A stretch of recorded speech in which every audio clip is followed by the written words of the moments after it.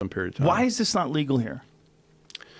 Well, it's considered to be a new drug by the FDA, and that's the number one reason. There are 4 countries so far that have approved MSC products. There's Canada and New Zealand were the first to. You can go to Canada and get this done?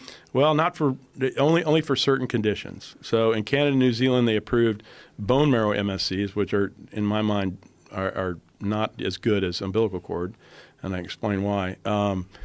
And then South Korea has approved umbilical cord for knee osteoarthritis only, so the cells have to be injected into the knee.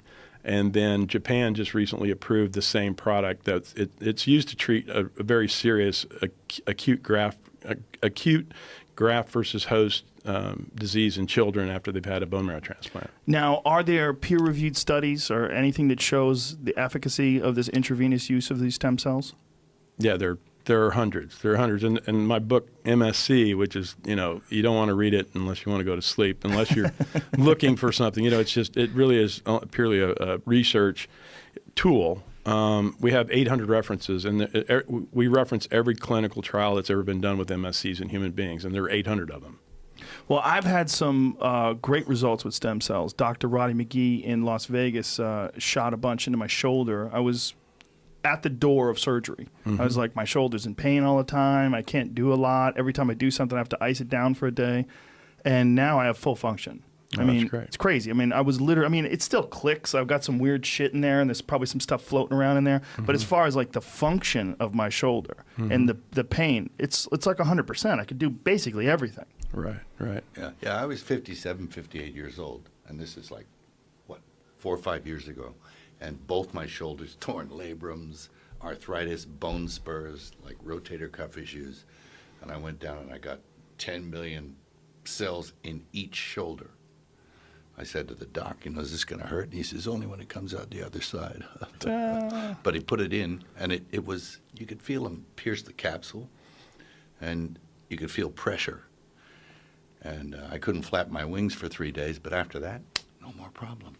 And this is different than the stem cells that you can get in the United States currently. Yes. Yeah. What's the difference? Well, the big difference. I had from umbilical cords. I had what is it called? What's the kind that you can get here in the United States? Well, you can. The only thing that's legal in the U.S., at least for now, I don't think it's going to last much longer, is from amnion. Yeah, and that's what I got. There's an exemption in the.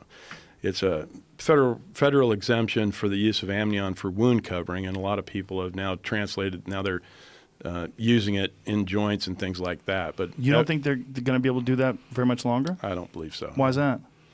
Because this FDA commissioner has made it very clear that he doesn't like it, and they really haven't liked it for quite some time, because the exemption is for one thing, and doctors are using it for all kinds of other things. I don't necessarily agree with it. I just know what's coming down the pike from a regulatory standpoint, and there've been some regulatory things that have come out. They've gone after clinics, and I think they've shut down 3 places just in the last couple of months. And they haven't gone after amnion yet, but I think they're building their case for it. And unfortunately, that's what's going to happen. Now, why would they go after it? That's what's confusing. If you've seen all these benefits, and I haven't heard anything about negative results. I don't understand it myself, to be honest with you. It's amnion's been used clinically in the United States for over 100 years without serious adverse events, but.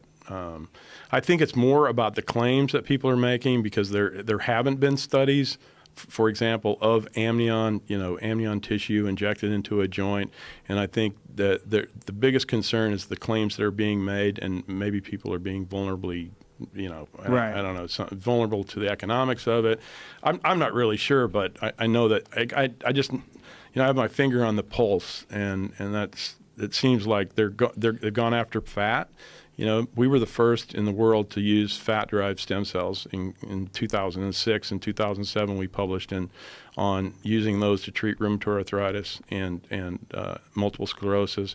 And then a lot of doctors in the U.S. started doing that. Now there's a new guidance to the industry that came out a few months ago that specifically prohibits using it for example, taking your own fat, isolating the stem cells out of it, and then injecting them in your bloodstream, or even injecting them into a joint. So I